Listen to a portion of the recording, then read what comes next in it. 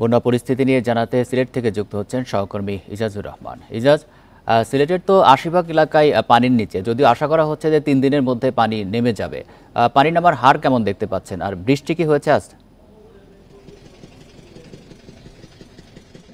আসলে সিলেটের যে পরিস্থিতি আমরা দেখতে পাচ্ছি, সুরমা এবং কুশিয়ারার পানি অনেকটাই নামছে, কিন্তু বিষয়টা হচ্ছে যে এই কতটুকু নামছে বা পানি উন্নয়ন বোর্ড যে রেশিও প্রতিদিন দিচ্ছে, বিপদ সীমার উপর দিয়ে পানি নেমে যাচ্ছে আস্তে আস্তে।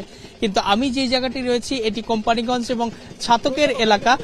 এই ছাতকের এলাকাটাতে দেখা যাচ্ছে যে এখনো বলা যায় যে ৯০ ভাগ যে ঘরবাড়ি রয়েছে সেটি এখনো পানির নিচে, এবং পানি যেভাবে নামছে তাতে আসলে এর আগের যে পানি নামার যে চিত্র বা রেশিও সেটি খুব দ্রুত পানি নেমে যাওয়ার কথা ছিল, কিন্তু ৪-৫ দিন থেকে ৬ দিন হয়ে গেল, অর্থাৎ প্রায় এক সপ্তাহ এখনো কোনো পানি নামেনি বলা যায়। খুব ধীর গতিতে পানি নামছে। এটি কেন ধীর গতিতে পানি নামছে সেটি অবশ্য বিশ্লেষণ বা জলবায়ু বিশেষজ্ঞ বা যারা বিশেষজ্ঞ আছে তাদের সঙ্গে কথা বলে পানি উন্নয়ন বোর্ডের কি বক্তব্য আছে সেটি নিয়ে আমরা আজকে সারাদিনই জানার চেষ্টা করব। এই অঞ্চলগুলোতে যেভাবে দেখতে পাচ্ছি তাতে পানি নামার হার একেবারেই ধীর গতি, এবং এর কারণে দেখা যাচ্ছে সাধারণ মানুষের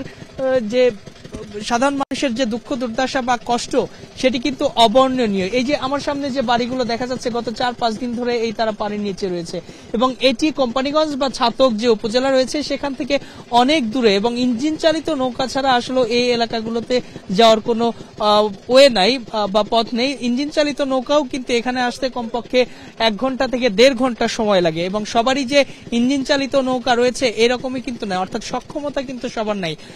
কারো কোনো বাড়িতে শুধু ডিঙ্গি নৌকা রয়েছে যেটি স্বল্প দূরত্বে যাতায়াত করা যায়, কিন্তু বেশি দূরত্বে যাতায়াতের ক্ষেত্রে এটি কিন্তু বড় ধরনের সমস্যা, যার কারণে দেখা যাচ্ছে যে এই অঞ্চলে বা এখানকার অধিবাসী যারা আছে তাদের যে জীবনযাত্রা সেটি কিন্তু অনেক কঠিন।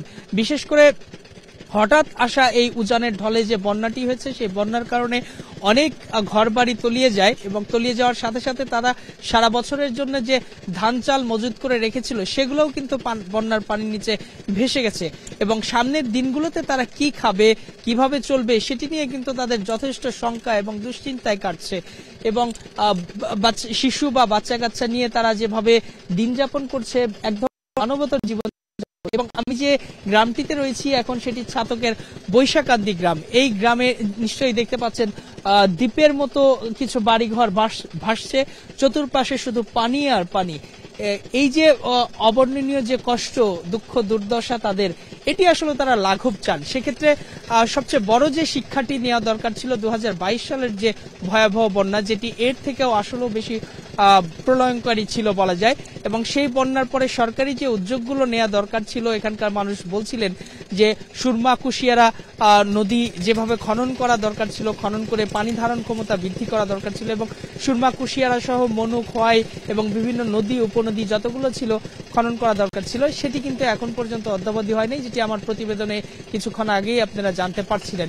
এটি ছাড়াও বিশেষ করে বন্যার মোকাবেলার ক্ষেত্রে বা ধারণ ক্ষমতা বাড়ানোর ক্ষেত্রে যে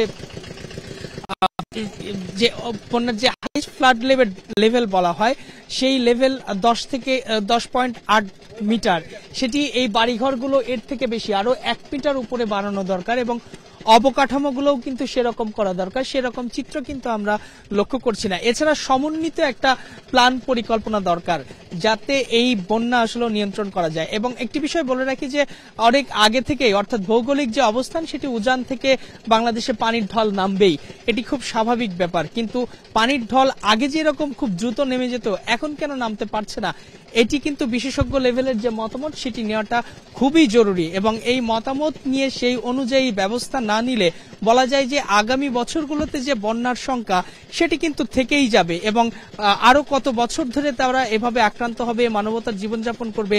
এতে যেটি হচ্ছে যে তাদের স্বাস্থ্যগত, শিক্ষা থেকে শুরু করে নানা সেক্টরে কিন্তু সমস্যা হচ্ছে, এবং এখানকার যে শিশুরা, সেই শিশুদের ক্ষেত্রে যেটি জানা যায় যে সিলেট থেকে জানাচ্ছিলেন সহকর্মী ইজাজুর রহমান।